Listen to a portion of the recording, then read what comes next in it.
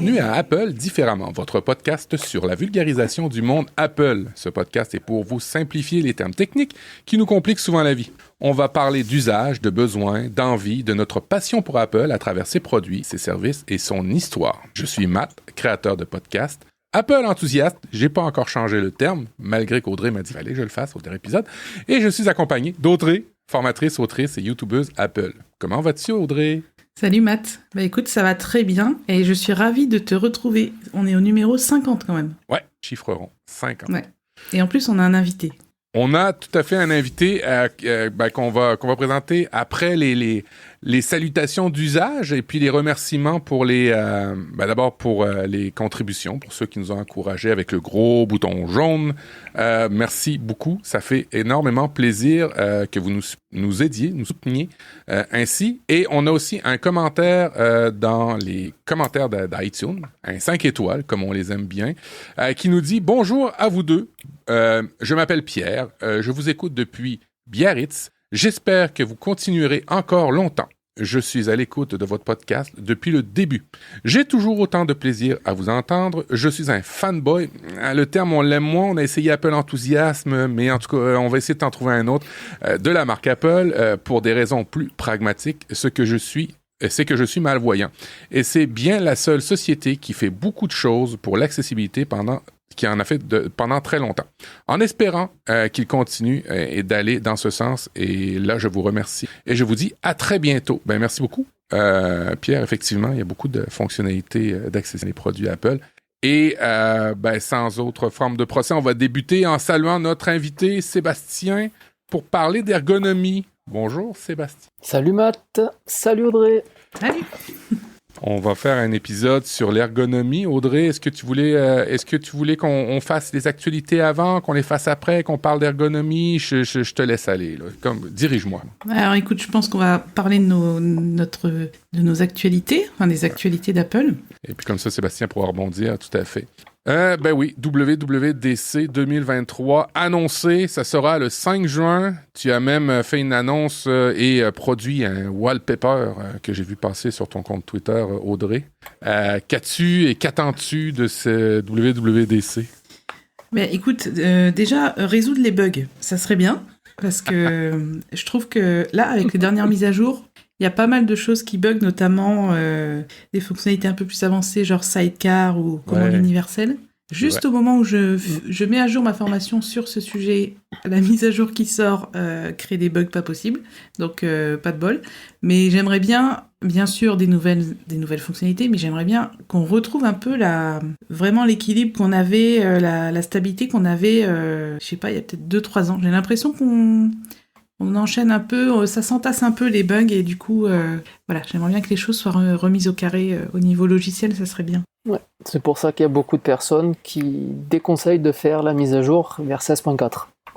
Mais en même temps, ça corrige des éléments de ces trucs. Alors, on est un peu pris entre l'arbre et l'écorce.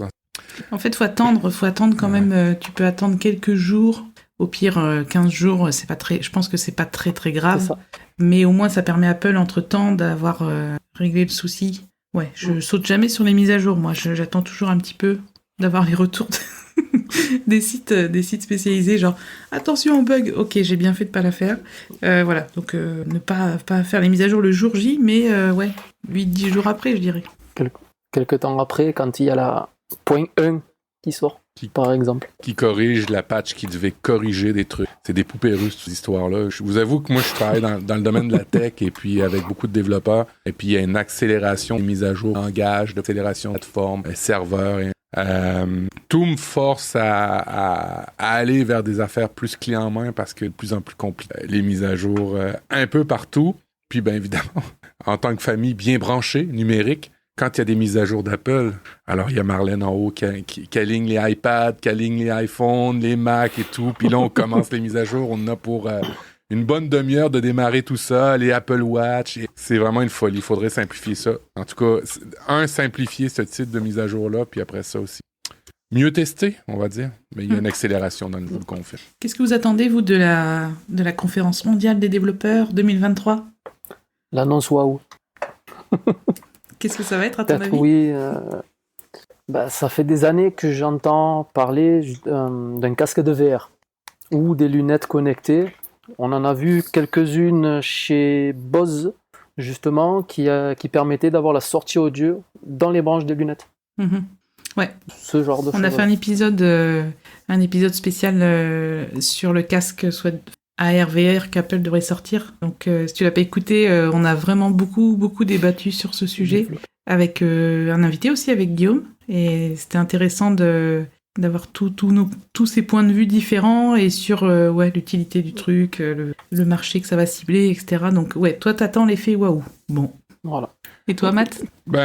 Oui, j'ai hâte de voir. Je suis assez intrigué par rapport à toutes les rumeurs qu'on entend parler. À ce propos, Tim Cook a parlé dans les médias, notamment des rendements de la compagnie, et parle aussi beaucoup d'éléments qui vont arriver. Et puis, il y a un journaliste qui l'a attrapé dans un des médias et a demandé à Tim Cook, écoute, au niveau du casque VR, j'aimerais juste te rappeler que quand les Google Glass sont sortis, tu avais dit, en fait, que tu voyais pas vraiment d'avenir à ça, que dans le fond, au niveau de l'interface, parce qu'on va parler d'interface, on va parler un peu d'ergonomie, que tu pensais que les lunettes n'étaient pas une décision intelligente de Google, que d'un point de vue utilisateur, c'était très intrusif, qu'il fallait pas pousser la technologie et mettre les utilisateurs à l'arrière-plan. Bref, on a remis dans la face à Tim Cook ce qu'il avait dit sur des lunettes de VR à une certaine époque.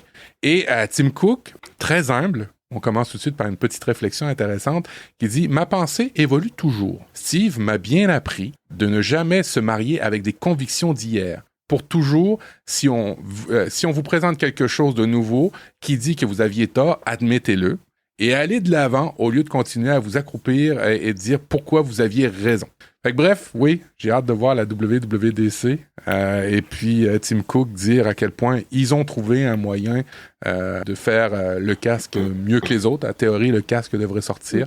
Ils ont dit aussi qu'ils allaient pouvoir apporter une contribution significative par rapport à la réalité virtuelle et ils allaient effectivement, encore une fois, se démarquer dans un nouveau domaine et que, habituellement, Apple les met toujours sceptiques, mais lui, il a dit, si vous faites quelque chose qui est sur le bord, il y a toujours des sceptiques. Andy veut dire que quand vous faites des choses qui sont un petit peu discutables, c'est sûr qu'il y a toujours des gens qui sont critiques. Fait que bref, moi aussi, j'attends la WWDC pour ça, mais peut-être qu'on va se faire surprendre avec un nouvel appareil, ou peut-être pas.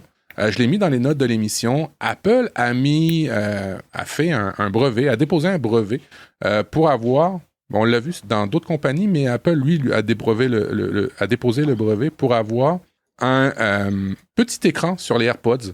Oui. C'est une actualité de 9 to 5 Mac qui nous relaie ce brevet et qui essentiellement serait un écran tactile qui serait greffé au futur boîtier. Alors là, on y voit dans le brevet comment ça pourrait se réaliser, comment ça pourrait s'afficher sur un boîtier. Et puis certains ont tout de suite poussé la supposition au fait que Apple avait retiré l'iPod, puis c'était peut-être une possibilité de le voir revenir sous une autre forme pour qu'on puisse rendre les écouteurs un peu plus autonomes du téléphone. Alors, je trouvais ça intéressant de vous proposer ce nouveau brevet. On sait qu'ils en déposent beaucoup. C'est pas toujours forcément pour sortir des produits. C'est des fois aussi défensif. C'est des fois aussi des bonnes idées, mais qu'ils ont jamais plus tard. Fait que bref, qu'en pensez-vous? Vas-y, Sébastien. En espérant que ça soit pas le même flop qu'AirPower qu'on a tous attendu. Eh oui. Moi, de mon côté, rajouter des écrans sur tout ce qui existe. On en a parlé dans l'épisode précédent avec l'idée de mettre un écran sur le HomePod et HomePod mini. Et en fait, j'ai un peu la même réflexion, c'est qu'il y a un moment, je suis pas pour avoir des écrans partout. Alors, sauf si, bien sûr, le boîtier des AirPods devient un iPod sur lequel on pourrait envoyer de la musique, mais on a déjà ça dans l'Apple Watch. On peut déjà mettre de la musique dans l'Apple Watch et utiliser nos AirPods et pas avoir besoin de l'iPhone. Donc ça serait peut-être pour une catégorie d'utilisateurs qui ne veulent pas d'Apple Watch, je sais pas. pourquoi pas, on va voir. Mais c'est vrai que des brevets, ils en déposent tout le temps et il y a toujours des idées. Enfin, en fait, je pense que n'importe quelle idée qu'ils peuvent avoir potentiellement, ils déposent un brevet comme pour être sûr d'être protégés. Et bon, je pense que les sites de rumeurs ont pas grand-chose à se mettre sous la dent. Et du coup, on se plonge dans des trucs pas possibles. Bon, on verra. On verra, mais on s'aperçoit aussi que depuis la transition entre Steve Jobs et Tim Cook, on voit qu'il y a de beaucoup plus en plus de rumeurs et qu'elles sont beaucoup plus étayées avec des plans, avec des brevets, ce genre de choses qu'on ne voyait pas à l'époque. Et ça alimente derrière. Ouais, peut-être à la défense de Tim Cook, à l'époque, il n'y avait pas autant de médias, il n'y avait pas autant de façons de communiquer, il n'y avait pas autant de façons d'espionner aussi à certains égards. Et puis la compagnie n'était pas aussi grosse qu'elle l'est maintenant, plusieurs milliers de milliards. Alors, à la défense de Tim, ça doit pas être facile d'essayer de contrôler autant de personnes pour pas que l'information sorte. Surtout que des fois, les usines sont dans des pays où ils peuvent pas vraiment avoir des contrôles comme ils veulent. Et c'est tout le gouvernement qui a un contrôle par rapport aux gens en place. Fait que, bref, à suivre. Audrey, est-ce le moment d'aborder, puisqu'on parle d'ergonomie des HomePod, serait-ce le moment de parler d'ergonomie tout court? Écoute, ça fait longtemps que j'avais envie de faire un épisode sur l'ergonomie. Tu sais que pour moi, ce qui est important, c'est vraiment l'aspect usage et utilisation de nos produits. Et l'ergonomie, du coup, à la fois physique, si on travaille à un bureau, il y a l'ergonomie, bien sûr, physique, notre chaise du bureau et tout ça, et il y a aussi l'ergonomie logiciel de l'interface, l'interface utilisateur. Quand on clique là, ça fait ça. Enfin, en fait, tout ça, c'est des choses qui nous paraissent simples, mais en fait, c'est des choses qui sont réfléchies très très longuement. Quel va être instinctivement ce que la personne va faire pour faire ça. Voilà, moi, je trouverais ça hyper intéressant d'aller faire ma petite curieuse chez Apple et de voir. Je pense qu'il doit y avoir une équipe dédiée à ça et j'aimerais trop en fait savoir ce qu'ils font, comment ils envisagent de nous présenter une nouvelle appli. Qu'est-ce qui fait qu'un produit est intuitif et j'avais envie de parler de tout ça, donc c'est pour ça qu'on a invité Sébastien. Je vais te laisser te présenter au niveau professionnel, peut-être pour nous dire pourquoi on t'a invité toi, et pas Johnny Ive. Ouais, on choisit bien. Alors, moi, c'est Sébastien, du coup. Donc, j'ai été diplômé en ergonomie à la faculté d'Aix-en-Provence en 2018. Donc ça fait plusieurs années maintenant, mais j'ai jamais vraiment complètement exercé parce que je me suis rendu compte qu'il y avait énormément d'hypocrisie et énormément de confusion justement dans le métier, et ça m'a un peu dégoûté, on va dire. Du coup, je me suis complètement recyclé. J'utilise toujours les notions techniques, on va dire, de l'ergonome, mais à l'horlogerie. Donc je me suis pris de passion de quand j'étais gamin en horlogerie et j'ai la chance aujourd'hui d'exercer dans ma passion. Et donc, tu n'as pas d'Apple Watch? Ah, si, Excellent. Mais comme vous l'avez pu le dire dans votre épisode, justement, est-ce que l'Apple Watch n'est pas trop intrusive? Pour moi, beaucoup. Parce que j'ai une famille qui est extrêmement prolixe, donc qui envoie beaucoup de messages. Et avoir le poignet qui vibre toutes les 15 secondes, c'était plus possible. De la même chose, c'était devoir la recharger. En tant que passionné d'horlogerie, devoir recharger sa montre, pour moi, c'est une hérésie. Ce n'est pas une vraie montre. Ça a son utilité, notamment en termes de santé. Je le vois régulièrement sur Twitter avec ton compte Audrey, où tu remplis régulièrement tes anneaux, et tu en es fier et je te le félicite. Parce qu'il faut savoir quand même se maintenir en bonne santé. L'Apple Watch a aussi permis de sauver de nombreuses vies, même si beaucoup de gens pensent que c'est un outil marketing. Pas du tout. Ce sont des histoires vraies et il y a beaucoup de personnes qui ont pu être sauvées grâce aux appels d'urgence automatiques. C'est à peu près tout. Après, pour ce qui est de l'ergonomie, on va essayer d'en parler simplement parce que ça s'appuie sur beaucoup d'études, en psychologie cognitive notamment. J'en ai dirigé quelques-unes. Et j'ai participé aussi à quelques études. Je peux parler par exemple d'une étude qu'on a menée avec l'université d'Aix sur la dyslexie et l'utilisation du logiciel Antidote. Donc qui est québécois. La compagnie Druide. Exactement. Que j'utilise tous les jours. Qui est génial. Leur logiciel est vraiment génial. Il est simple d'utilisation. Il s'est beaucoup amélioré. Ouais, c'est ça. Il faut dire ce qu'il est. Beaucoup. Nous, on avait travaillé à l'époque sur Antidote 9. Donc là, ils en sont 10 ou 11, si ma mémoire est bonne, voire 12 même. 11, ouais, c'est 11 que 11. j'ai. Peut-être qu'il y en a d'autres que j'ai pas, mais c'est le 11. Alors, On a des mises à jour très régulières, en tout cas. Oui, bah, comme le reste de nos produits. Alors, donc, t'as étudié dans le domaine, t'as mené beaucoup d'études. Et avant peut-être de parler des études, de parler peut-être des produits, tout ça, j'aimerais t'entendre sur qu'est-ce que l'ergonomie, étant donné que tu as travaillé dans le domaine. Quand on parle d'ergonomie, ça englobe quoi exactement? Alors, ça va sur beaucoup de choses. OK. On peut parler d'ergonomie de conception ou d'ergonomie prospective. Ça intervient en amont. Donc, quand on réfléchit à comment concevoir le produit, comment les gens vont ensuite l'utiliser. On peut aussi atteler l'ergonomie à tout ce qui va être santé au travail. Donc, par exemple, la création de chaises, de matériel informatique, les souris par exemple. On peut aller aussi dans l'ergonomie donc de l'interface utilisateur, ce qu'on peut rapprocher, voire même englober avec l'UX design. Il y a beaucoup de choses. C'est très très vaste et il nous faudrait plusieurs heures. Est-ce qu'on peut prendre un exemple de la souris d'Apple qui fait beaucoup débat, la Magic Mouse? Ouais. Beaucoup de gens se plaignent d'avoir mal à la main au bout de quelques heures de travail. Ouais. Qu'est-ce que tu en penses, toi, de cette souris? Alors, c'est une souris avant tout design. Fonctionnelle, mais à ne surtout pas utiliser pendant plusieurs heures tous les jours. Tout simplement parce que l'anatomie de la main fait que quand on remonte la main et qu'on pose le poignet, comme ceci, toute la journée, en gros, on a ce qu'on appelle des zones d'extension articulaire. C'est très compliqué, c'est de l'anatomie, mais votre articulation n'est pas faite pour supporter ce type de positionnement toute la journée. C'est pour ça que les formations, les études ont permis de développer les souris droites, qui elles vont permettre de ne pas justement venir pincer le canal carpien et de garder la main et le poignet alignés à l'avant-bras. Et éviter justement la fatigue. À cet égard, la gamme Ergo de chez Logitech qui est excessivement intéressante, où ils étudient et ils raffinent à chaque fois le modèle d'itération en itération en termes de souris, en termes de clavier. D'entrée de jeu, tu parles de souris. Est-ce que je me trompe ou c'est rare qu'il y ait des produits ergonomiques chez Apple au niveau physique, ça je viens de le préciser, et que c'est souvent le design qui l'emporte, d'après ton expérience? Moi, c'est ce que je vois, en fait. Je suis totalement d'accord avec toi. Ça va être beaucoup du design, mais l'ergonomie, sur le long terme, elle n'y est pas.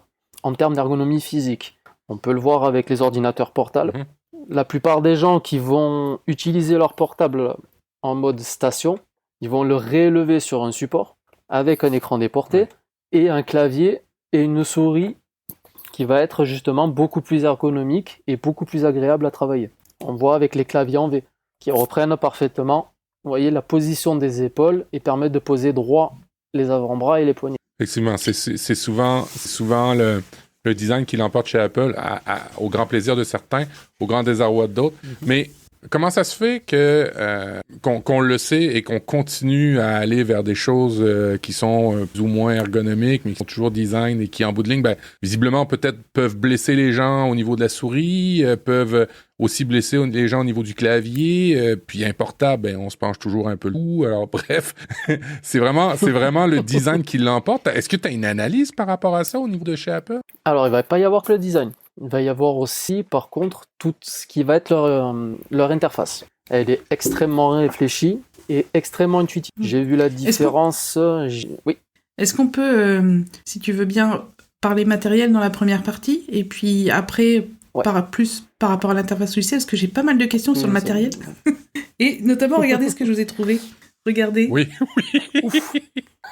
Est-ce que vous vous souvenez? Alors, pour ceux qui nous écoutent en audio, parce qu'on est un podcast audio, Audrey nous présente la fameuse souris bicolore qui a sauvé, en fait, la marque à quelque part parce que Steve Jobs revenait et le iMac est arrivé, mais il est arrivé avec une sapristi de souris qui était pas du tout ergonomique, ronde, oui, effectivement, et il me semble que c'était plutôt compliqué, puis au niveau de l'ergonomie, c'était pas ça, hein? Pas du tout ça. Ce qui est drôle, c'est que moi, en tant à l'époque de cette souris, j'étais maquettiste, infographiste. Donc le syndrome du canal carpien, c'est quelque chose dans notre métier qui est très fréquent.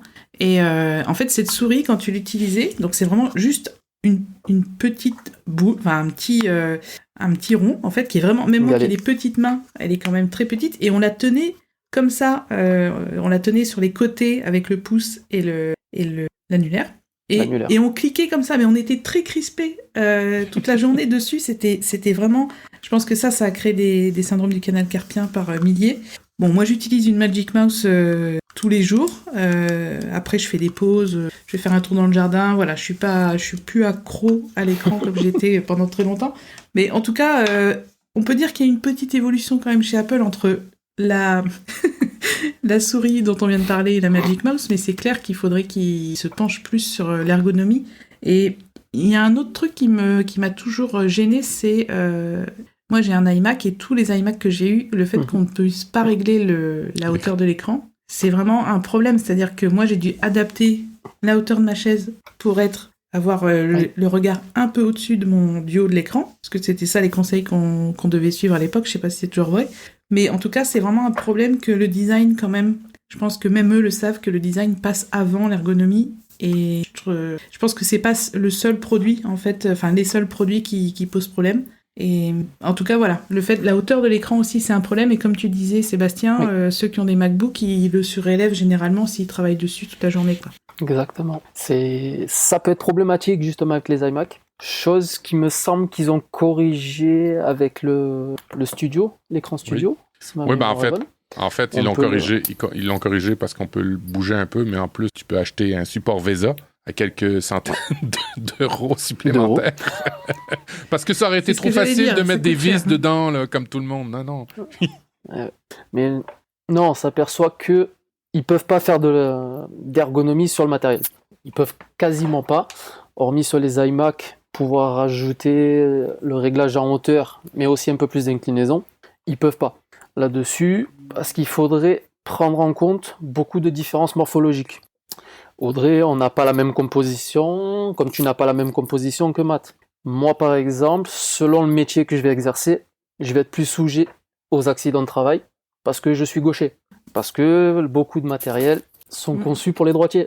Et on le voit avec l'Apple Watch, même si on peut faire basculer l'écran, et la basculer en mode gaucher pour la porter à droite. Mais elle est techniquement conçue pour être portée à gauche. Bon, ça me gêne pas parce que je porte à gauche. Mais on s'aperçoit qu'il y a trop de différences en termes morphologiques pour pouvoir créer une solution qui va s'adapter à tous en termes matériels. Ils veulent continuer justement à vendre des portables, à vendre de produits.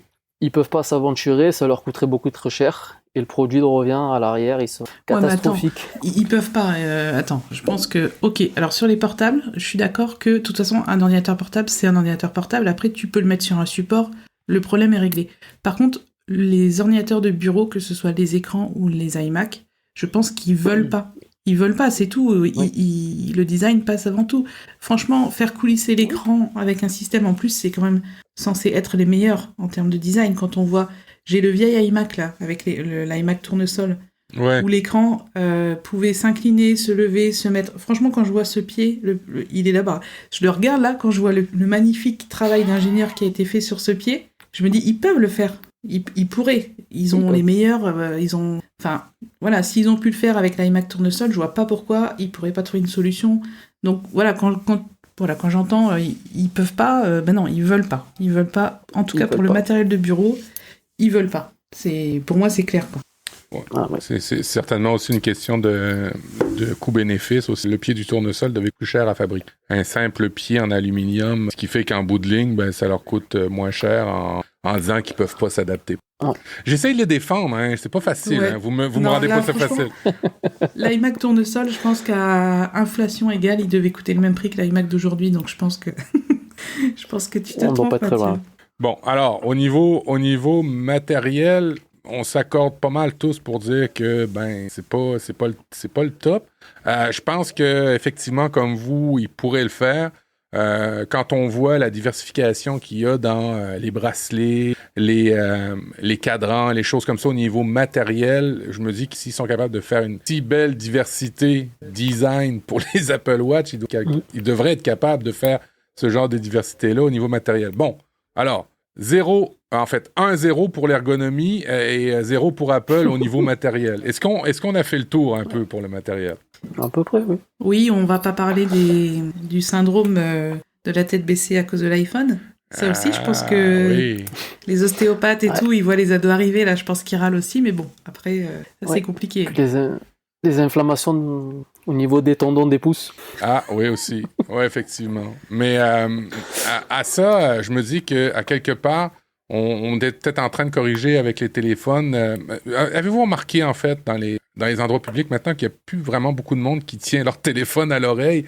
Ce qui fait qu'au niveau des bras, on a peut-être amélioré un truc parce que les gens, maintenant, ils nous partagent allègrement toute leur vie avec leur haut-parleur dans les magasins, dans les boutiques. Arrêtez ça. Et au niveau ergonomie, je me dis qu'il y a peut-être une avancée. Peut-être qu'on a résolu un problème en maintenant comme ça le haut-parleur et en partageant à tout le monde ça.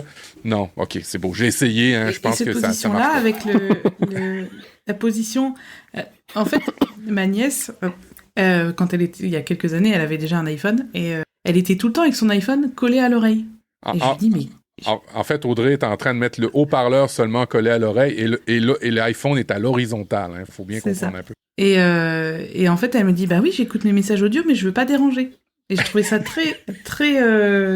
Il y a beaucoup d'ados qui font ça. Bah déjà, je pense qu'ils veulent pas mettre sur haut-parleur pour pas qu'on entende leurs messages audio, ce qui est tout à fait normal. Mais elle m'a dit, non, je veux pas vous déranger, donc j'écoute discrètement. Et à Noël dernier, il y a pas mal d'ados dans ma famille, et ils avaient tous un écouteur dans l'oreille, mais un seul. Et ils étaient 3-4 comme ça. Je dis, mais vous faites quoi là? On est au FBI ou quoi? Qu'est-ce que vous faites avec votre oreillette? On est en train de fêter Noël là? Qu'est-ce qui se passe? Et en fait, c'est parce que les téléphones sont mis dans une boîte pour les repas de famille. Donc ils mettent un écouteur dans l'oreille pour voir s'ils ont quand même des notifications. Et pour écouter à l'audio les SMS qu'ils reçoivent. Ils sont malins, hein? Et voilà. Et tu vois, Donc, ils ont résolu un problème d'ergonomie. Ils n'ont plus à se pencher, ils écoutent. Ouais. c'est ça. Moi, ça me rappelle quand j'étais ado, où faut pas se faire choper par le prof. À ceux qui nous écoutent, le faites pas. Où on passait l'écouteur dans le pull, puis dans la manche, et on mettait la main Ah oui, j'écoutais de la musique posée comme dans ça. la en main cours, et la moi. main dans l'oreille. Malin. Ah, on le fait tous. Bon, l'a allez, tous on fait. s'éloigne un peu de l'ergonomie, on rit un peu. Bon, au niveau de l'ergonomie physique des appareils, c'est pas ça. Mais ce qui nous intéresse, surtout, Audrey, c'est l'ergonomie au niveau des interfaces. Et c'est un truc qui nous passionne un peu tous. Et d'ailleurs, la WWDC devrait nous montrer d'autres éléments d'interface qui auraient sûrement été pensés. Et par quoi veux-tu commencer, Audrey? Parce que c'est ton dada. Alors, je te laisse. Alors c'est mon dada parce que la première fois que j'ai utilisé un Mac, j'avais 19 ans, je crois. Et en fait, ce qui m'a vraiment provoqué un coup de cœur, c'est l'interface utilisateur de macOS 9 à l'époque. Je pense pas qu'on était encore à macOS 10. macOS 9, c'est que je me suis dit, mais en fait, c'est simple à utiliser. À l'époque, il y avait vraiment, donc ça fait quand même 23 ans, à l'époque, il y avait vraiment cette simplicité liée à l'interface. Donc je ne savais pas encore que c'était de l'ergonomie, mais en tant qu'utilisatrice novice, le coup de cœur que j'ai eu pour le Mac, c'était grâce à ça. Grâce au fait que tu prends ton fichier, tu le déplaces, c'est fluide, c'est net, voilà, tu vas là dans le menu. Bon, alors aujourd'hui, ça a beaucoup évolué, mais l'interface utilisateur, pour moi, c'est ce qui fait qu'une fois qu'on aime une interface utilisateur, on va renouveler le produit. Et parce qu'on prend plaisir à l'utiliser. Donc j'avais hâte qu'on parle de UX, du coup, si je ne me trompe pas. C'est ça. Voilà, d'interface utilisateur et comment ils font. Moi, je serais très curieuse de savoir comment ils font pour savoir ce que intuitivement quelqu'un ferait pour utiliser un produit ou un logiciel. Ah ben, on va y répondre.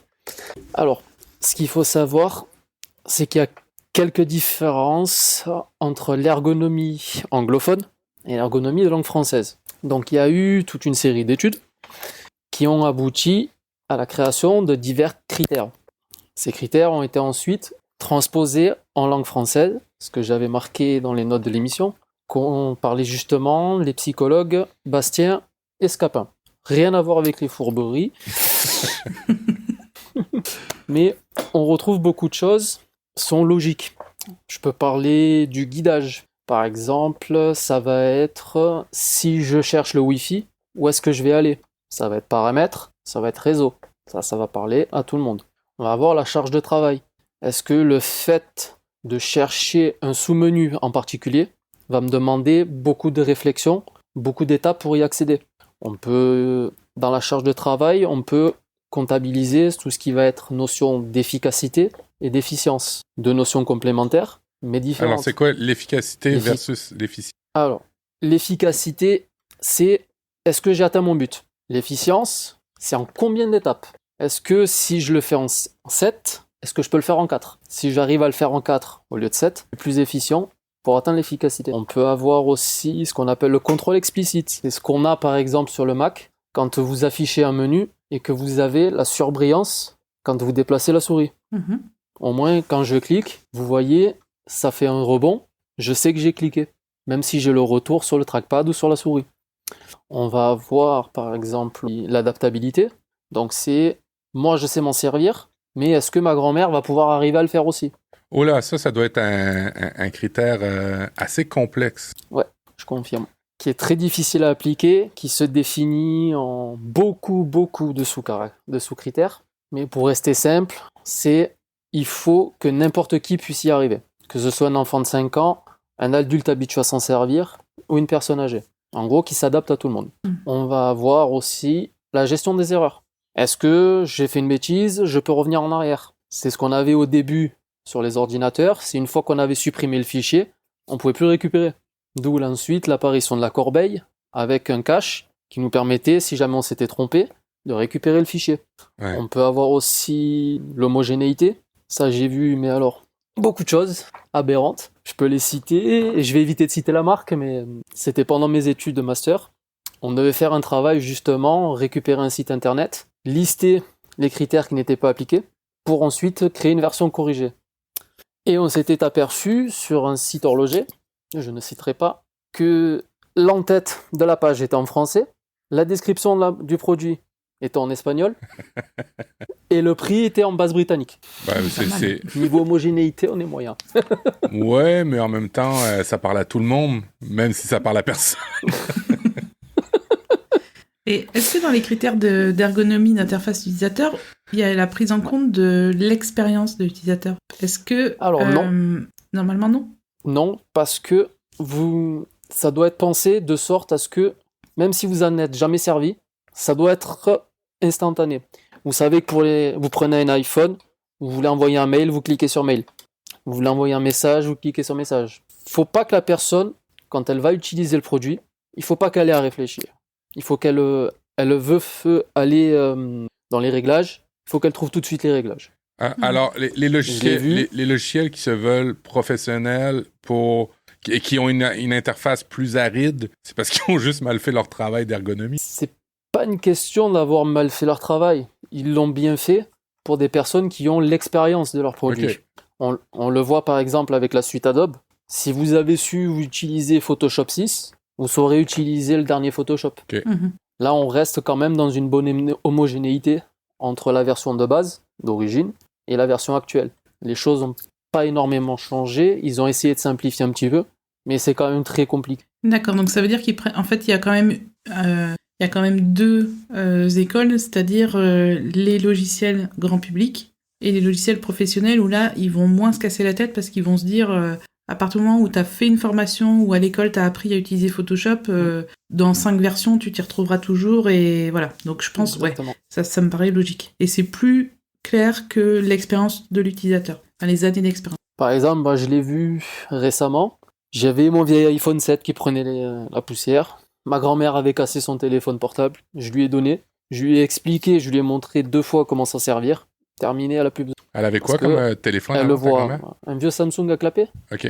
Et puis, est-ce qu'elle a trouvé ça plus simple, l'iPhone, bien qu'il soit vieux, par rapport à son clapet? Ah oui, clairement. OK.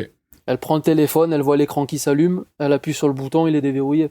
Elle veut téléphoner, elle reste appuyée sur le bouton Home, elle dit appeler, et ça appelle. Au niveau de l'ergonomie, j'imagine que l'iPhone, l'iPad, en fait, de toucher l'interface avec ses doigts, c'est mieux pour l'homogénéité, l'adaptabilité, ces concepts-là, parce que c'est plus concret que déporter sa main sur une souris, par exemple, et voir un curseur qui bouge sur une autre partie en dehors de ta main. J'imagine qu'au niveau ergonomie, c'est beaucoup mieux un écran tactile. Alors, on voit qu'il y a une incohérence là, par contre, chez Apple, c'est que les Mac ne sont toujours pas tactiles. Quand vous prenez une personne qui a l'habitude de l'iPhone, cas d'habitude de l'iPad, comme tu dis Matt, de toucher l'interface, d'avoir par exemple avec 3D Touch ce retour haptique, même avec Apti Touch, ne pas pouvoir justement toucher l'écran de son Mac, voir les produits qui s'ouvrent, oui, ça crée une incohérence. Même si c'est bien conçu, qu'avec les Mac maintenant, on a quand même le retour haptique au niveau du trackpad, c'est clair que c'est pas pareil. Parce que le doigt ne va pas où regarde l'œil. OK, fait que c'était vraiment, quand il a sorti l'iPhone, Steve Jobs a dit la meilleure des... tu confirmes totalement. Oui, je me rappelle, il avait fait une présentation assez comique, disant que on ne va pas mettre un stylet, personne ne veut un stylet, ça se perd, on ne sait pas où on le met, et que le meilleur stylet, ça restait le doigt. Et après ça, il nous a vendu des stylos Pencil plusieurs années plus tard. Mais c'est pas pour les mêmes usages. C'est pas pour les mêmes... Alors, on était à homogénéité et cohérence. Cohérence, c'est quoi par rapport à l'ergonomie? Alors, il faut, par exemple, quand vous créez un logiciel ou un site internet, il faut que, quelle que soit la page où vous êtes, elle garde exactement la même structure que toutes les autres. C'est ce que j'expliquais tout à l'heure avec le site horloger dont je parlais. C'est que vous aviez une page affichée en français, un peu plus loin, elle basculait en espagnol, puis ça passait en anglais, et après, on avait carrément la superposition des 3 langues sur la même page. Donc si vous pensez un site internet ou un logiciel avec un bandeau en haut et un menu déroulant intégré, il faut que ce bandeau et ce menu déroulant ils se retrouvent absolument partout, où que vous soyez, sur le logiciel, et accessible de n'importe où. Et ça, c'est de l'ergonomie, ou ce serait pas plus des éléments fonctionnels que les gens, pour lesquels les gens sont habitués? Et puis que, vu que les gens sont habitués, on n'a pas envie de casser cette habitude-là. Puis on dit que c'est de la cohérence et plus que de l'ergonomie, je pense. Ça en fait partie. Okay, ouais. Ça en fait partie. On voit quand Apple a complètement changé nos usages, vous aviez jusqu'à l'iPhone 8 le fait de devoir cliquer sur un bouton pour déverrouiller l'iPhone ou revenir au menu.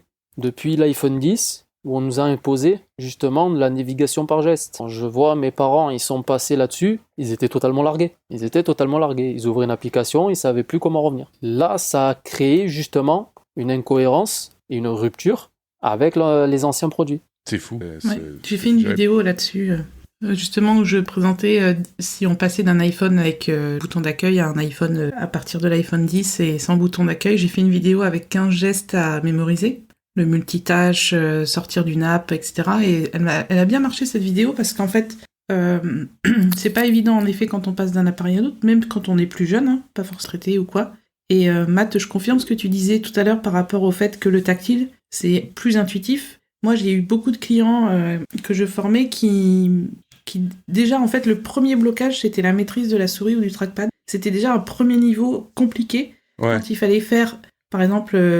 maintenir le clic et glisser, ça c'est une fois sur deux, ils y arrivaient pas quand ils devaient faire glisser une photo dans un mail par exemple, ils y arrivaient pas parce qu'il fallait maintenir le clic, c'était un geste plus complexe à faire et si à la base il n'y a pas une bonne maîtrise de la souris ou du trackpad sur un Mac, c'est déjà très compliqué de faire le reste en fait. Et ça je l'ai vu chez beaucoup de clients que je formais à domicile et le tactile, l'iPad justement a amené cette facilité, c'est-à-dire qu'à partir du moment où il y a eu l'iPad, il y a plein de gens qui se sont mis à l'informatique, globalement, parce que c'était plus simple. Avec les années, ça c'est un peu compliqué, on en parlera après, je pense. Mais au début, le premier iPad, c'était... Mais vraiment, un enfant de 5 ans pouvait s'en servir alors qu'il n'avait jamais fait d'informatique, quoi. Et ce que Sébastien dit, c'est que ses parents ont été largués de la minute que le bouton a disparu, qu'on a eu la barre, pour fermer les applications. Et je sais pas, mais vous allez peut-être me confirmer, année après année, je trouve que les applications mobiles d'Apple amènent des éléments fonctionnels d'usage intéressants, mais sur le point ergonomique, on dirait qu'on en perd année après année. Est-ce que je me trompe? Oui et non. Je trouve les interfaces à certains égards plus complexes avec, exemple, iOS 14, iOS 15. Il y a exemple, la page d'accueil avec les complications. Exemple, il y a des trucs où au niveau de l'interface, je me dis, je suis un peu perdu. Et pourtant, je suis dans le domaine. J'ai une certaine littératie numérique. Et je trouve ça complexe. Alors, est-ce que on est en train de reperdre une certaine clientèle qu'on avait gagné au niveau technologique avec une ergonomie simple. Certes, l'OS était fermé, mais l'ergonomie était très simple. On a gagné beaucoup de personnes. Est-ce qu'on est en train de les perdre avec ces nombreuses mises à jour? Sébastien, tu dis oui et non.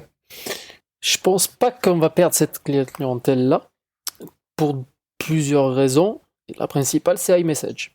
Il y a beaucoup de gens, je vois dans mon entourage, qui étaient pro Android. Ils ont pu passer sur l'iPhone régulièrement. Ils ne reviendront pas en arrière. Tout simplement parce qu'il y a cette intuitivité à utiliser iMessage. Par exemple, on voit que la personne est en train de nous répondre, ce qu'on ne retrouve pas forcément partout. Vous avez un iPhone, vous envoyez un message à un Android, vous ne savez pas s'il a été lu, vous ne savez pas s'il a été reçu, vous ne voyez pas la personne vous répondre. Et ça, c'est un confort que beaucoup de gens ne peuvent pas perdre. Il y a aussi le fait qu'on voit beaucoup de choses, c'est que certes, dans les mises à jour, là je peux le montrer, Apple a rajouté beaucoup de widgets, mais ce sont des complications, comme tu dis Matt, mais qu'on n'est pas obligé de poser. C'est pas parce qu'ils sont disponibles qu'on va les déployer sur notre écran d'accueil. En gros, c'est laisser la possibilité aux utilisateurs qui l'ont demandé, puisque ça a été demandé depuis de nombreuses années, de pouvoir justement se créer un écran d'accueil qui leur ressemble. Moi, je vois sur ma page d'accueil, vous pouvez voir, j'ai l'icône de batterie. Si jamais je connecte mes appareils, je vais les voir apparaître. J'ai pas besoin de rajouter plusieurs étapes pour accéder à leur niveau de batterie. Et pour moi, c'est un gain de temps. OK. Ouais, en fait, je pense que ce que Matt veut dire, c'est par exemple, si on prend l'application Note, c'est une application qui a énormément évolué ces dernières années. Et par exemple, il y a eu une période, je ne sais plus si c'était iOS 14, où en gros, toutes les options d'une note étaient dans le menu partage. Et c'était devenu un menu à rallonge. Donc c'était vraiment trop lent pour trouver une fonctionnalité. C'était long, quoi. Du coup, après, ils ont intégré le fameux petit bouton option, donc c'est le cercle avec 3 petits points. Ce bouton-là, on le retrouve quasiment dans toutes les apps aujourd'hui d'Apple. Et en gros, c'est l'équivalent d'un clic droit sur ordinateur. C'est vraiment le bouton option qui va nous permettre d'accéder à certaines fonctionnalités. Et ils ont laissé dans le menu partage ce qui était vraiment lié au partage. Donc, ils s'améliorent. N'empêche que si on compare l'interface de Note au début et puis 10 ans plus tard, parce qu'il y a même eu 10 ans d'évolution, ou 10 ou 10 ans, c'est forcé que ça évolue. Et je pense qu'il y a beaucoup de gens qui continuent à utiliser leurs appareils comme ils le faisaient il y a 5 ans, parce qu'en fait, ils n'ont pas envie d'aller fouiller dans les nouveaux boutons, ils ont pas... ce qui n'empêche pas, du coup, qu'ils continuent à l'utiliser. Bon, là, il y a eu une fonctionnalité que j'adore utiliser, c'est le scanner. Dans Note, ça c'est un gain de temps, mais phénoménal. Phénoménal. Je suis plus obligé de démarrer mon ordinateur pour pouvoir scanner un produit. Et ça apporte un peu plus d'autonomie à l'iPhone. On n'est plus totalement dépendant d'un ordinateur et d'une imprimante avec scanner. D'ailleurs, ils l'ont intégré. C'est une belle fonctionnalité. Ils ont intégré le fait de scanner dans l'application Fichier, dans l'application Mail, dans l'application Notes, dans beaucoup d'apps. Maintenant, on a le petit logo appareil photo et on peut choisir donc numériser ou prendre une photo. Et c'est clair que moi, j'ai beaucoup de gens dans mon entourage ou chez mes clients à l'époque qui disaient « Ah ben non, je vais pas changer, je vais pas remplacer mon imprimante scanner. Et puis l'imprimante, j'imprime presque plus. Donc voilà, je pense que c'est vrai que même moi qui ai une très vieille imprimante 3 en 1 browser laser qui tient toujours le coup, donc je la garde tant qu'elle fonctionne. Mais je me dis, en fait, je vais peut-être pas la remplacer parce que maintenant je scanne avec l'iPhone ou avec l'iPad et j'imprime presque plus. Donc certaines fonctionnalités comme ça, dérivées de l'appareil photo, en effet, vont faire évoluer nos usages et aussi, comme tu disais, nos besoins matériels. Donc ça, c'est toujours une bonne nouvelle et c'est simple à utiliser. Au niveau de l'ergonomie, scanner là, avec l'iPhone, c'est quand même simple à utiliser. Une fois qu'on a compris comment ça fonctionne, c'est assez ergonomique, quoi. Mais je lâcherai pas le morceau par rapport aux OS mobiles, parce que quand je vois ma mère, par exemple, qui a commencé l'informatique pour vrai avec un iPad, quand elle accroche maintenant l'écran de par ses mains naturellement et que ça fait un mouvement qu'elle n'avait pas prévu, moi, je trouve personnellement que c'est un problème d'ergonomie. Est-ce que je me trompe? C'est, on va dire, le défaut des OS mobiles. C'est parfois, on fait un geste qu'on n'avait pas prévu et ça a une répercussion sur l'écran. Mais ça reste ergonomique, tout simplement parce qu'on a ce qu'on appelle la gestion de l'erreur, c'est on a vu qu'on a fait une bêtise, mais on a aussi le retour. C'est-à-dire, vous avez touché l'écran, ça a bougé. Vous vous en êtes rendu compte. Ah, Imaginez, si vous ne pouvez pas vous en rendre compte, la personne est totalement perdue. Donc il y a quand même encore un petit peu d'ergonomie dans ce manque d'ergonomie. Oui, et puis en fait, c'est pas spécifique aux OS mobiles, c'est juste spécifique au tactile. ouais. Si un jour on a un Mac tactile, on fera les mêmes erreurs. Avec C'est un trackpad, ouais, c'est effectivement. plus lié à ça. Alors, moi, ce que j'ai toujours trouvé dommage au niveau de l'ergonomie sur l'iPhone, c'est qu'on a quand même attendu un paquet d'années pour pouvoir annuler. Enfin, Ça, c'est quand même une base de l'informatique et on a dû attendre d'avoir secoué l'iPhone pour annuler quand on faisait un copier-coller ou un truc un peu plus compliqué avec du texte et tout. Combien de fois on a perdu du texte parce que on pouvait pas faire annuler. Moi, ça m'a paru toujours dingue au niveau de l'interface de l'utilisateur de pas avoir de bouton annuler.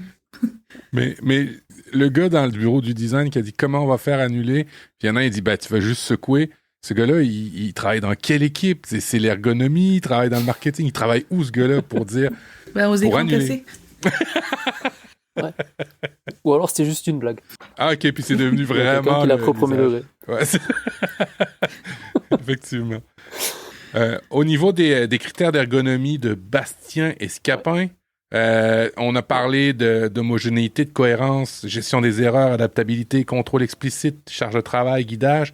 Il nous en reste 2 pour lesquels j'aimerais t'entendre. Alors, du coup, il nous reste ce qu'on appelle la signifiance des codes et les dénominations. C'est, pour faire court, faire en sorte qu'un mot ou un logo ait la même signification pour tout le monde. Quand vous allez, par exemple, sur le menu pomme de l'iPhone ou sur le menu démarrer de Windows, vous savez ce que vous allez y trouver. Tout le monde va le savoir. Quand vous allez sur un site internet, je vais vous poser la question. Vous voyez le logo d'une map monde. Quelle est la première chose qui vous vient à l'esprit quand vous voyez ça? Audrey. Choisir la langue. Exactement. Ah, moi, c'était de me connecter à Internet, mais je sais pas pourquoi. Non, j'étais déjà sur un site. Ah ouais, ok, c'est beau. Je me suis mélangé avec Internet Explorer et puis Netscape Communicator. Ah, ça trahit mon âge. Alors ouais, c'est la langue. C'est exactement C'est ça. la langue. C'est exactement ça. Mais il faut que ça soit pareil dans toutes les cultures. Il y a beaucoup de personnes qui créent des sites internet qui ont l'habitude justement d'utiliser le logo du site en tant que bouton de retour au menu d'origine. Vous allez aussi avoir la possibilité, généralement c'est en haut à droite de l'écran, d'avoir les 3 petites barres qui permettent de déployer le menu. Mais là, parfois, on peut avoir des incohérences. C'est-à-dire que vous cliquez à droite, mais le menu apparaît à gauche. Oui. Je l'ai vu passer, j'espère que les sites ont corrigé, mais ça peut créer une incohérence. Pourquoi en fait les menus sur les sites internet apparaissent à gauche? C'est parce que dans notre culture occidentale, on lit de gauche à droite, et que la première chose qu'on va regarder sur un logiciel, sur un site internet, c'est la partie en haut à gauche de l'écran. Ça doit être là que doit passer le message principal.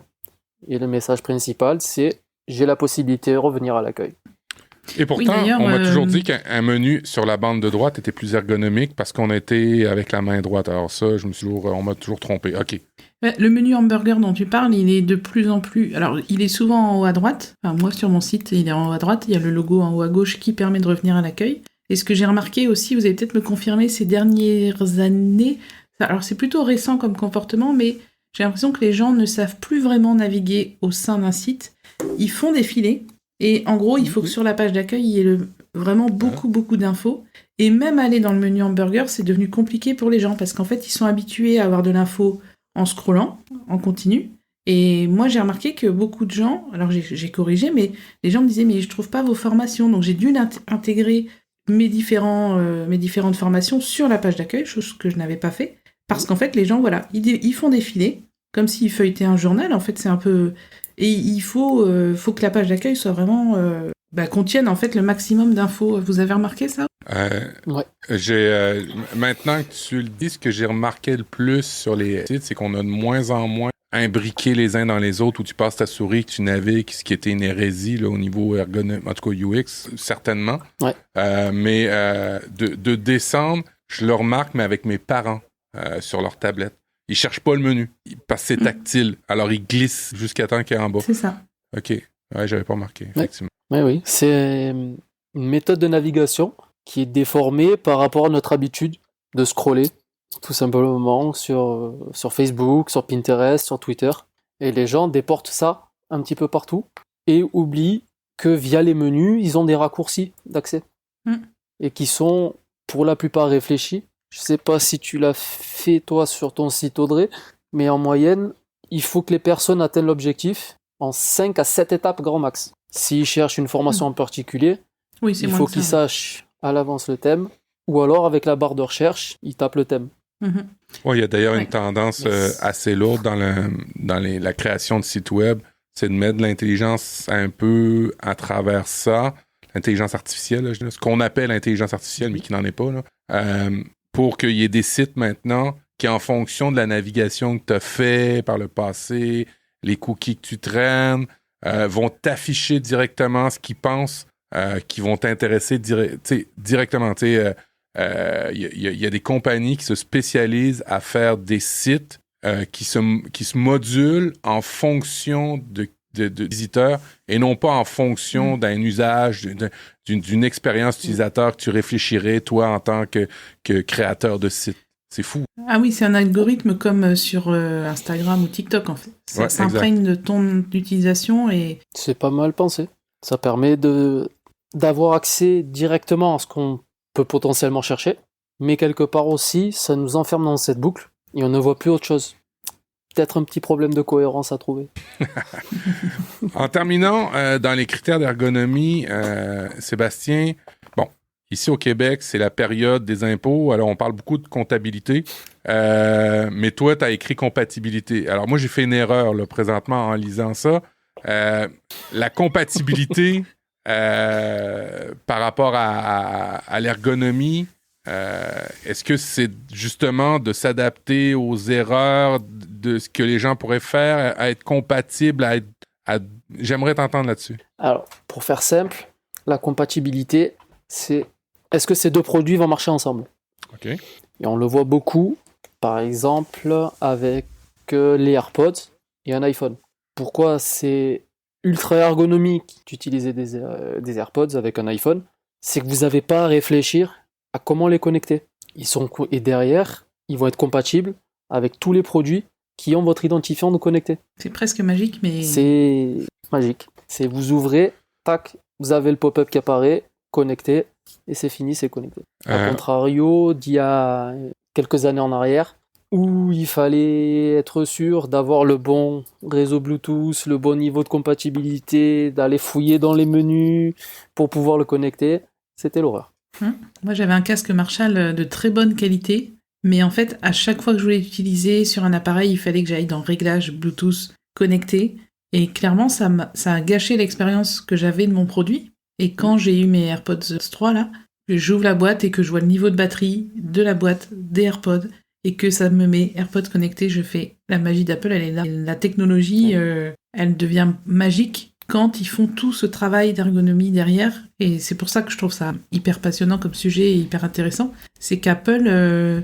Alors je sais que d'autres compagnies font des choses aussi très bien, moi je suis spécialisée Apple, donc forcément je vais parler de ce que je connais, mais je trouve qu'il y a une certaine sorte de magie chez Apple, une simplicité, une intuitivité avec les AirPods, par exemple, qu'on avait il y a très longtemps avec le Mac, et qu'on a eu avec les premiers iPads, etc.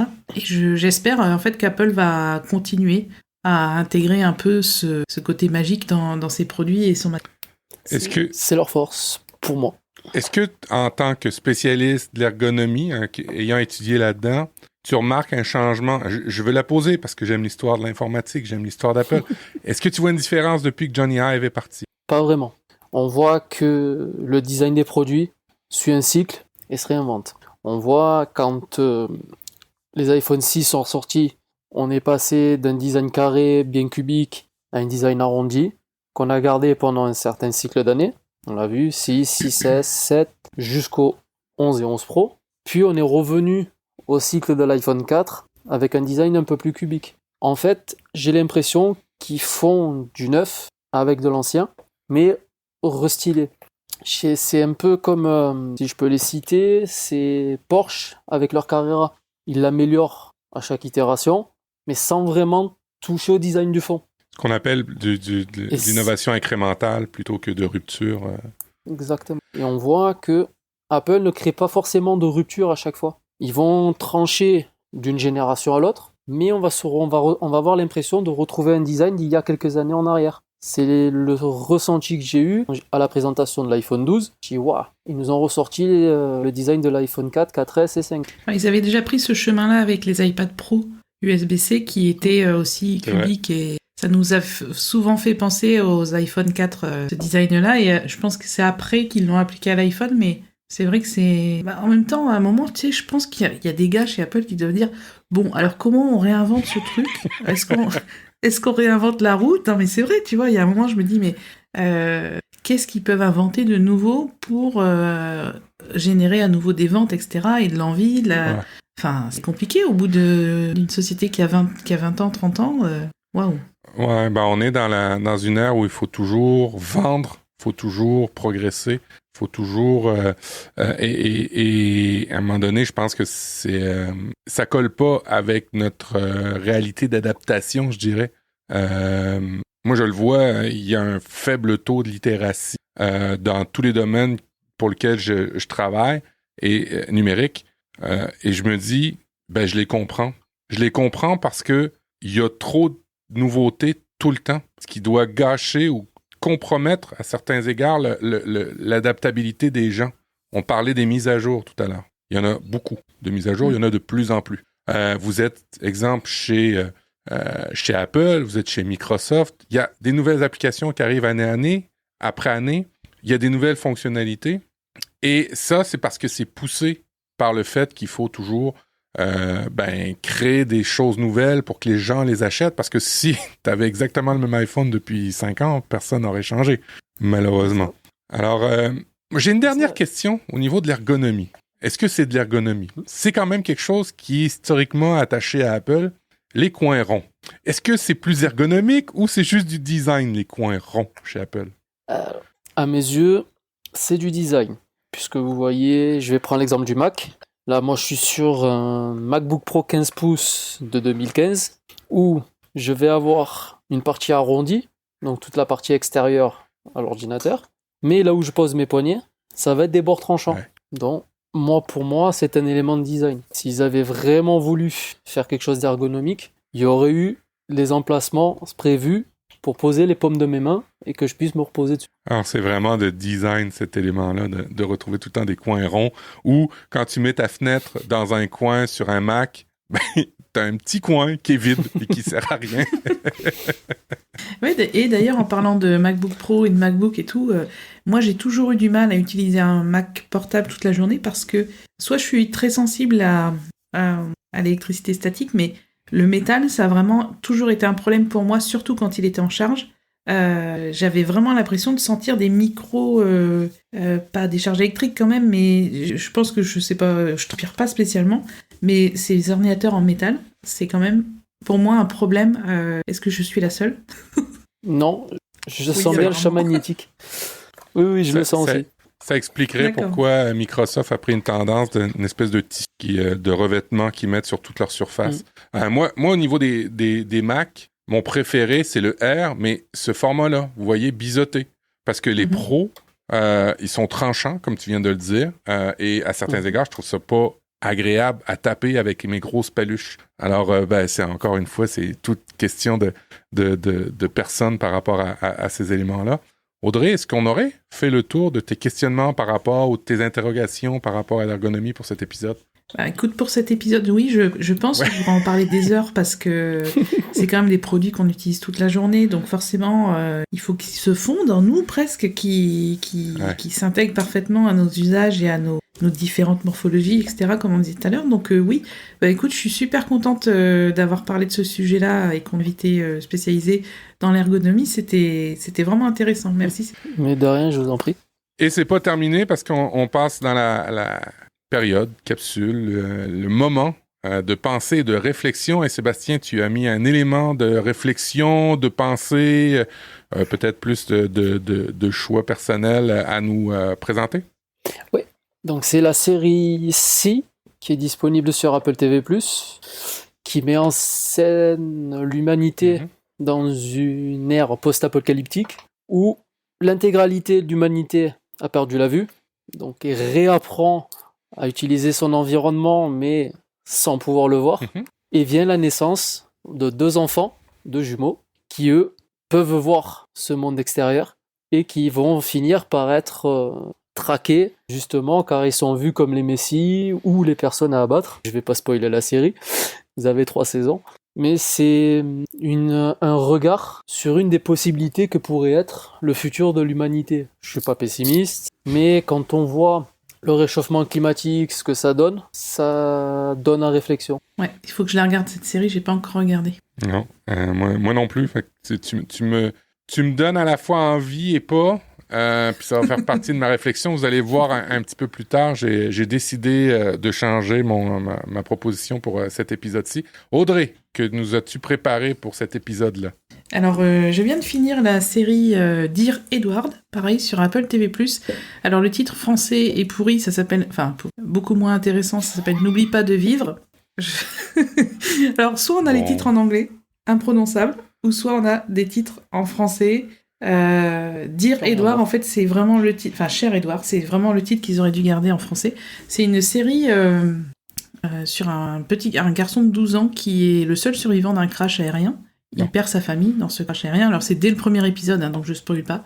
Et en gros, on voit comment il essaye d'avancer avec tout ce qu'il a vécu et avec les proches avec les gens qui ont perdu quelqu'un dans ce crash. Et en fait, ce qui est génial, c'est l'humanité qui se dégage de cette série et du fait qu'on est des êtres très fragiles, mais très forts à la fois. Et du coup, c'est une saison. Alors, vu la fin, je pense qu'il y aura une saison 2. Et c'est avec Taylor Schilling. C'est une actrice qui avait joué dans Orange is the New Black. Je sais pas si vous l'avez entendu parler. Voilà, c'est Piper. Orange is the New Black. Donc, c'est une actrice que je trouve naturelle et qui joue bien. Enfin, je trouve que c'est une bonne actrice. Donc, Dear Edward ou N'oublie pas de vivre sur Apple TV+. Il y a une saison, ça vient d'arriver et c'est vraiment une belle série. Excellent. Je l'ai ajouté à mon catalogue de choses à regarder et je me rends compte, petite note personnelle, qu'il y a de plus en plus de choix sur la plateforme d'Apple TV+, qui m'énerve. C'est qu'ils me foutent des épisodes une fois par semaine et on dirait la télé traditionnelle où on dirait que c'est fait exprès pour que je reste abonné. Bref. Ah bon, tu crois ? C'est compliqué. Moi, je vais rester un peu dans la thématique de Sébastien avec la télésérie, mais encore une fois, Apple TV+. On est une émission qui parle d'Apple, on va parler d'Apple TV+. Et c'est la première fois que j'aime pas une des productions d'Apple. Pas sous l'axe artistique, pas sous l'axe du casting, pas sous l'axe du montage des histoires, sous l'axe... on dirait que j'ai plus envie de voir ça. Ça s'appelle Extrapolation. C'est une télésérie qui, pour chaque épisode, va vous montrer une période une décennie future. Alors, vous avez dans la saison 1, 2047, épisode 1, vous avez 2037, épisode 2, 2046. Après ça, vous avez 2047, 2059. Il y a un truc là-dedans qui m'agace, c'est que c'est assez triste de voir comment on pourrait être l'avenir. À certains égards, on pourrait penser que ça va vraiment être ça. Alors pourquoi tu trouves ça triste, Mathieu? Parce que ça va être ça. On dirait que je suis un petit peu... Oui, vas-y. Est-ce que tu as remarqué que toutes les séries ou tous les films qui se passent dans le futur sont négatifs? Ouais. Ah ouais. C'est des trucs effrayants. C'est l'humanité... Non, t'as une exception? Wall-E, ça va bien à la fin? Ouais, il y en a un qui est bien. Lequel? Il y en a un qui est bien, c'est Retour vers le futur. Ah ouais, oui. Je vois la plaque derrière. Le Retour vers le futur, ça se passe en 1985, c'est pas du tout futuriste. Le 2. Oui, le Retour vers le futur. Quand ils vont dans le futur. Moi, je suis arrivé en 2015 et sont où les voitures volantes? Effectivement. On les attend tous. Alors, extrapolation, c'est, vous l'aurez compris, ce qui pourrait arriver dans le monde. Et les premiers épisodes nous dressent un portrait plutôt catastrophique. Le premier épisode nous parle de surdévelopper les ressources et de les exploiter d'une mauvaise manière. Le deuxième continue sur le même air d'aller, qu'on perd des baleines, qu'on perd des animaux de plus en plus sur la Terre, et ainsi de suite. Et à un moment donné, c'est trop. Je suis envahi de ce type de nouvelles-là, et je trouve que pour moi, pour ma santé mentale, j'ai décidé d'arrêter cette saison-là, cet épisode-là, cette série-là. C'est juste trop compliqué. Mais c'est bien fait, puis il y a des bons acteurs. Mais non, j'ai plus envie. Montrez-moi un peu de bonheur et de joie, parce que là, c'est trop. Ouais, je comprends tout à fait. Hein. Moi, je suis à fond dans les comédies en ce moment parce que je me dis, allez, j'ai envie de passer un moment positif pendant 2 heures et j'ai envie de voir des belles choses. Je comprends tout à fait ton ressenti. Et tu vois, on essayait de trouver une série avec Marlène l'autre soir, puis on était sur Apple Télé, puis Ted Lasso, il nous fout un épisode par semaine. Alors après ça, qu'est-ce que tu fais le lundi ou les jours suivants? C'est quoi que t'as comme série quand t'as tout fini, les affaires joyeuses? Et tu vois, dans les téléséries les plus populaires, numéro 1, comédie, 2, comédie, 3, comédie, suspense 4, 5, comédie. C'est pas les drames que les gens ont envie de voir, je pense, sur la plateforme. Ils ont envie de voir des comédies. En même temps, je comprends l'idée d'Apple d'avoir une diversité, parce que sinon, ça serait un comedy club, un truc comme ça, puis qu'on voudrait peut-être pas. Fait que bref, je me console en sachant que ma comédie musicale et ça n'a aucun lien avec avec d'autres choix. Schmigadoon va arriver en saison 2 et j'ai hâte de voir ça parce que ça me fait bien rire la saison 1. Je pense qu'on a tous Si je peux te faire une suggestion. Oui. Je peux te faire une petite suggestion. Je sais pas si tu as regardé Fondation sur Apple TV+, qui est tiré des livres d'Isaac Asimov. C'est génial. C'est génial. C'est une belle adaptation. Oui, effectivement. J'ai pas trouvé de mauvaise série sur Apple TV+. Ils arrivent quand même à avoir du contenu très qualitatif et c'est chouette quand on paye le forfait d'avoir des films aussi, des affaires pour enfants. Fait que bref, je recommande Apple TV+, surtout que c'est pas très cher comparé à Netflix qui arrête pas d'augmenter. On est sur la fin. Alors, Sébastien, où les gens peuvent te joindre pour continuer à parler d'ergonomie, pour parler de montres, parce qu'on n'a pas abordé le sujet, mais tu es dans l'horlogerie. C'est ça. Eh bien, ils peuvent me trouver à Seb 13 12 045. C'est pas un handle name très ergonomique, moi, je trouve. En tout cas, c'est ton choix. C'est ton choix. Non. C'est sur Twitter? C'est ça. Surtout, okay. Du côté d'Audrey, Audrey, on n'en a pas parlé. Tu as fait de plus en plus des nouvelles formations, ton site, et ainsi de suite. C'est le moment maintenant de plugger toutes tes belles créations et tes nombreuses vidéos. Et d'ailleurs, j'ai bien ri quand j'ai vu ta dernière vidéo où tu montrais sur ton Apple Watch, là, tous les prix que tu gagnes. Là. Comment on appelle ça sur l'Apple Watch? Ouais, les trophées. Ouais, j'ai fait une vidéo. Alors, enfin. Je savais que je ferais pas des milliers de vues avec ce sujet, mais j'adore tellement ça qu'il fallait que je transmette mon enthousiasme. J'ai fait une vidéo assez... je crois que c'est 10 ou 12 minutes sur les trophées de l'Apple Watch qui aident à bouger et tout. Non, mais tu rigoles, mais moi, je trouve ça génial. Et je vois les gens dans mon entourage qui... Bon, allez, je vais faire un tour parce que ce soir, il y a un trophée à gagner. Et ça force les gens à se bouger. C'est très bien. Et tout le monde y prend goût. Et ce soir, alors on enregistre, on est jeudi, et je viens de publier sur ma chaîne YouTube une vidéo un peu plus perso où je parle, alors ça dure 1 heure parce que j'ai fait une foire aux questions, où j'ai demandé aux gens qui me suivent s'ils avaient des questions sur mon parcours, mon expérience professionnelle, quelles études j'ai faites, etc. pour arriver à ce que je fais aujourd'hui. Donc forcément, vu que j'ai eu une vie un peu compliquée, j'ai pas eu un parcours hyper lisse, donc ça prend un peu de temps et il y avait pas mal de questions super intéressantes. Si vous voulez voir sur ma chaîne YouTube cette vidéo, et si vous voulez en savoir vraiment plus sur moi, parce que là je parle vraiment plus de mon expérience et de comment on fait pour, pas finir, j'ai pas fini, mais pour gagner sa vie avec en vendant des formations ou en étant spécialisé dans un domaine, ça pourrait vous intéresser. Sinon, vous pouvez me suivre comme d'habitude sur Twitter, @AudreyCoulot, ou sur Mastodon, pareil, et sur mon site de formation, appleavecAudrey.fr. Et toi, Matt? Moi, profduweb.com, vous retrouverez tous les liens qui vont bien pour me rejoindre. Et la chaîne d'Audrey, oui, effectivement, je riais parce que tous les trophées. Tu en avais parlé au dernier épisode, à quel point t'aimais les trophées, t'aimais les collectionner, même si c'était numérique. Et c'est juste pour ça que je riais, parce que quand je l'ai vu passer, je fais bon, elle nous l'avait annoncé, elle l'a fait. Ouais. Alors bravo, t'es cohérente, c'est ça on pourra jamais te retirer ça. Alors n'oubliez pas non plus de faire un tour sur applediff.com pour soit nous laisser un message, nous contacter et pour le gros bouton jaune qui nous aide. Finalement, bien maintenant à continuer à vous produire 2 épisodes par mois.